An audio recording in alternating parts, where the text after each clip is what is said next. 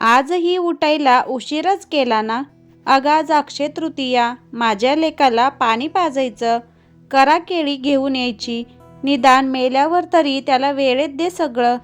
मालतीबाईंचा तोंडाचा पट्टा सुरूच झाला अवनीला उठलेलं बघून. तिने आपले लांबसडक केस बांधले आणि दोघींचा चहा टाकला. त्या कितीही घालून पाडून बोलत असल्या तरी ती शांत असायची. चहा त्यांना देत ती म्हणाली, रात्रीच ताईंचा फोन आला होता, करा केळी तिचा मुलगा आणून देणार आहे. बाकी काय करायचं सांगा, मग मला लवकर निघायचं आहे आज. त्यांनी रागारागाने सगळा स्वयंपाक सांगितला. ती पटकन पळाली आंघोळीला. लगेच स्वयंपाकघरात वळाली. कुकर लावला, कणिक भिजवली, आंबे पाण्यात टाकले आणि शिट्ट्या होईपर्यंत ती आपल्या आवडत्या अंगणात पळाली. खिडकीतून किती वेळ खुणावणाऱ्या मोगऱ्याजवळ आधी गेली. मोगरा गच्च बहरला होता. त्या घमघमाटाने तिला एकदम प्रसन्न वाटलं. पटकन पाण्याचा पाईप घेऊन सगळ्या तहानलेल्या झाडांना पाणी द्यायला लागली. कडकडीत उन्हामुळे झाडांची जमीन सुकून गेलेली होती. अवनीला वाटलं, आपल्याला संध्याकाळी लवकर येणं होत नाही तर आईंना झाडांची सुद्धा कीव येत नाही, त्यांना पाणी देत नाहीत. हा विचार मनात सुरू होता आणि एकीकडे रखरखीत माती गटागटा पाणी पित होती आणि आहाहा, मातीचा सुंदर सुगंध आला. अवनीने आपले डोळे मिटले आणि तो गंध श्वासात भरून घेतला. तिला त्या क्षणी भोवताली अवीच्या श्वासाची जाणीव झाली. त्यानेच तर शिकवलं होतं आपल्याला निसर्गात येऊन त्याचे आनंद घ्यायला. आपलं पहिलं मूल पोटात गेल्यावर आपलं नैराश्य त्यानेच तर साथ देऊन पळवून लावलं. नाहीतर डॉक्टर म्हटले होते, ह्या अशाच शॉक राहिल्या तर अवघड आहे, सतत मिळणारा आनंद शोधा. त्यांच्या ह्या वाक्याला अवीने उचललं आणि सुरू केला असा आनंद मिळवण्याचा शोध. एक दिवस ही सगळी रोपं आणली आणि म्हणाला, चल आज आपल्या घरामागच्या मोकळ्या जागेत आपण आपला टी पॉइंट बनवू, म्हणत त्याने ओढत आणलं. आपल्याला आपण मरगळलेल्यापणाने आणि चेहऱ्याने आलो होतो अशीच कोरडी ठाक माती त्याने खड्डे बनवले आणि ही रोपं आईकडून आणि आपल्याकडून लावून घेतली. त्यानंतर त्या पाईपने पाणी मारलं त्याने आणि असा सुंदर सुगंध आला होता. मग सगळ्या झाडांवर पाणी मारलं आणि म्हणाला, बघ कशी छान चकचकीत दिसत आहेत, त्यावरचे थेंब बघ जरा. बळच ह्या मोगऱ्याजवळ बसवलं. खरंच आपणही हरकलो. मग ह्या आनंदात मग रोजचंच झालं. हे अवी आवर्जून पकडून आणायचा. इथं आई रोज येत नव्हत्या, अगदीच त्याने आग्रह केला तर, आणि आता तर नाहीच येत. ह्या मोगऱ्याला आणि ह्या लढीवाळ चाप्याला कळी आली तेव्हा तर किती खुश झाला होता, अगदी लहान लेकरासारखा. उड्या मारत आपल्याला दाखवल्या होत्या.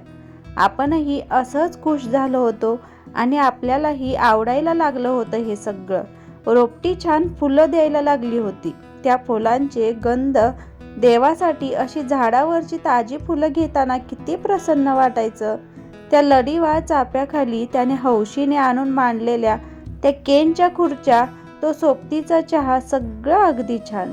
पण अवीला लिव्हर सोरायसिस झाल्यावर मात्र आपण हादरून गेलो. प्रत्येक वेळी डॉक्टरकडून आलं की अवी बागेत यायचा, हे माझं खरं औषध आहे ग, हा आयुष्यातला अक्षय आनंद आहे. अवनी, हा पैसा आता तर शरीरही वाटतं काही कायम टिकणार नाही, पण हा मातीचा सुगंध, हा फुलांचा गंध, हा तर कधीही न संपणारा आहे बघ. अवनीच्या जवळ येतो म्हणायचा. अवनी, आज डॉक्टर म्हटले आता फार तर महिना आहे हातात. मला जर बेडवर पडून राहायची वेळ आली तर बागेजवळच्या खोलीत माझा बेड टाको. तू असं झाडांना तृप्त केलं की ती माती आपल्याला सुकावेल. शेवटी नातं तिच्यापाशी संपतं आपलं.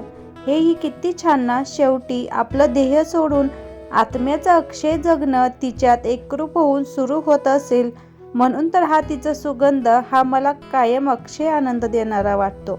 मग आपला हात हातात घेत म्हटला होता अवी, अवनी, मी जाणार हे तर आता नक्की आहे. तू दुसरं लग्न कर नको करू, तू ठरव. आई जगेल तिला जसं परमेश्वर बुद्धी देईल. माझ्या आजारपणात एवढं घर सोडलं तर तसं हाताशी काही नाही. त्यामुळे मी तुला मला गवसलेल्या ह्या अक्षय आनंदाशिवाय दुसरं काही देऊ शकत नाही ग, म्हणत अवी अक्षरशः ढसाढसा रडला होता. आपण कोलमडून गेलो नाही, कारण 6 महिन्यात तशी अवीने आपली मानसिक तयारी करून घेतली होती. राहिलीस ह्या घरात तर भेटू रोज ह्या जागेत, आणि गेलीच जरी इथून तरी ह्या सुगंधासोबत आठवेल मी तुला आनंद द्यायला. म्हणून तर आताही तिला वाटलं तो आहेच सोबत, कारण आज तर अक्षय तृतीया ना.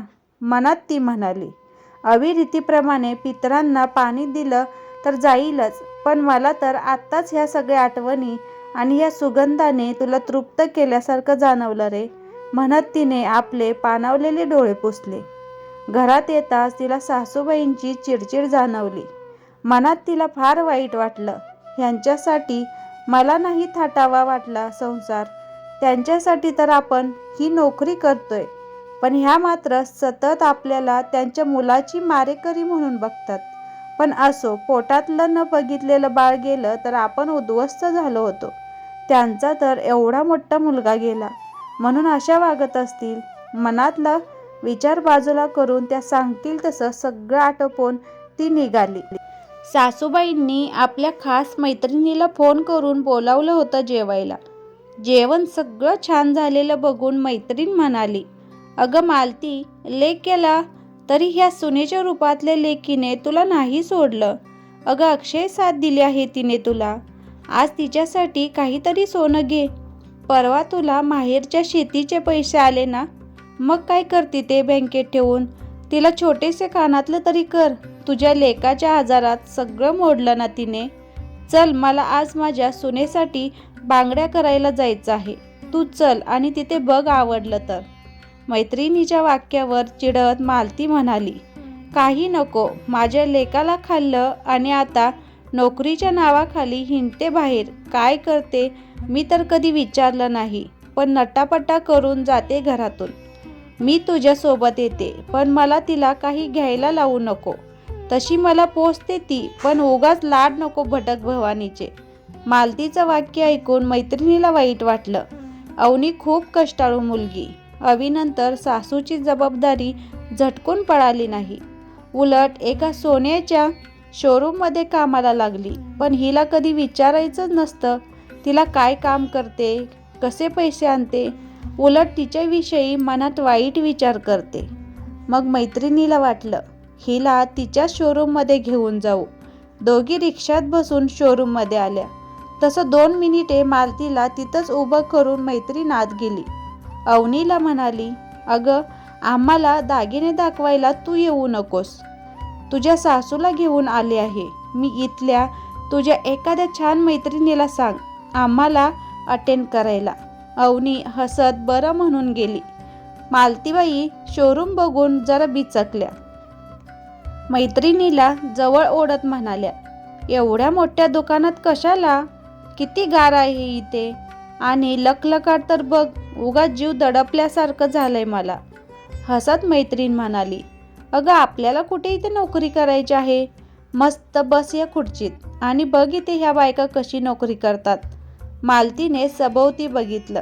अगदी सुंदर सगळ्याजणी, मस्त साड्या, लांब बाहीचे ब्लाऊज, त्यावर छान हेअरस्टाईल, हलका मेकअप, आणि अगदी तरतरीतपणे त्या गुळगुळीत फरशीवर अगदी पटपट चालत होत्या. हसऱ्या चेहऱ्याने कस्टमरसोबत बोलत होत्या. प्रत्येकीवर त्या सोन्याची जबाबदारी होती ती अगदी सजगपणे निभावत होत्या.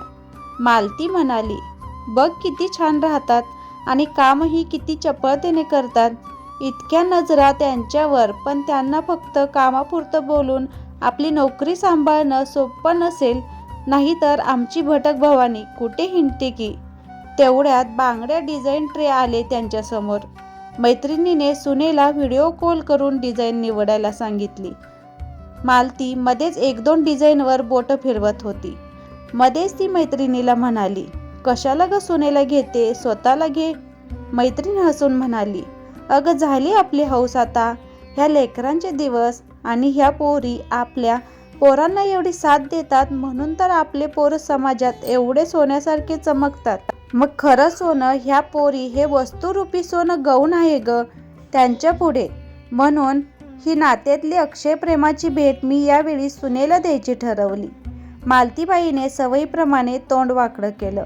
त्या समोरच्या मुलीला कोणीतरी जेवायला चल, कोणाला तरी उभं करून असं म्हणताच मालती म्हणाली, दुपारचं जेवण 4 वाजता का? तशी ती मुलगी म्हणाली, अहो काकू, आज अक्षय तृतीयेची गर्दी आहे म्हणून, पण रोजही असाच वेळ होतो. तासनतास उभं राहून पाय दुखतात, पण काय करणार, त्याशिवाय पैसे कोण देईल आम्हाला? ती निघून गेली. तशा मालतीबाई सभोवती काचेवर हात फिरवत त्यातले चमकणारे दागिने बघू लागल्या. एका मोहरी दाण्याच्या माळेवर त्यांची नजर थांबली. तिथले एका लेडीजला बोलवून त्यांनी किंमत विचारली. मैत्रिणीला दाखवली. म्हणाल्या, मंगळसूत्र तर तारुण्यात उतरलं अंगावरून. आता ही माळ आवडली, पण फार महाग आहे, 40,000 म्हणे. बरं चल, झालं का तुझं सगळं? ती म्हणाली, हो, ऑर्डर दिली आहे, 8 दिवसांनी मिळतील. दोघी निघाल्या. रात्री अवनी उशिरा आली. दोघी न बोलताच जेवल्या. झोपताना अवनी त्यांच्याजवळ गेली. आई, अक्षय तृतीयेच्या शुभेच्छा म्हणत तिने ती माळ त्यांच्या समोर धरली. तशा त्या बघतच राहिल्या. तुला कसं कळलं मला ही आवडली म्हणून? आणि खूप महाग आहे ती, अवनी म्हणाली. आई, त्या शोरूममध्येच मी काम करते. तुम्ही ही माळ निवडली त्याच्या काचेपलीकडे होते मी. तुम्हाला बघत होते. खरंच खूप दिवसांनी तुम्हाला काहीतरी आवडलं ना आई? आणि पैशाची काळजी करू नका. स्टाफला अक्षय तृतीयेच्या निमित्ताने हप्त्याने सोनं घेता येत होतं म्हणून घेतलं. त्या दुकानातली अवघड वाटणारी नोकरी आपली सून करते. जेवते उशिरा, दिवसभर उभी आपल्यासाठी, आणि आपण वाटेल ते बोलते. हे सगळं मनात येऊन सासूबाईला आता घळघळ रडू आलं. अवनीला त्यांनी घट्ट मिठी मारली. अगं, मी अशी वागते तरी तू नातं अक्षय टिकवलं आहेस ग म्हणत मनापासून दोघी रडत होत्या. अश्रू जमिनीवर पडत होते. आणि आताही मातीचा सुगंध आला. अवनी मनात म्हणाली, आलास का आमचं अक्षय प्रेम बघायला? तिच्या कानात आवाज घुमला. हो तर, या प्रेमातला दुवा मी अक्षय नसलो तरी तू टिकवलं माझ्या आईसोबत अक्षय नातं. खूप थँक्यू अवनी. त्या जमिनीवर पडलेल्या अश्रूतूनही अवनीला घमघमणारा सुगंध आला. आयुष्यातलं अक्षय नातं टिकवणारा. तुम्हाला ही कथा कशी वाटली जरूर कळवा. धन्यवाद.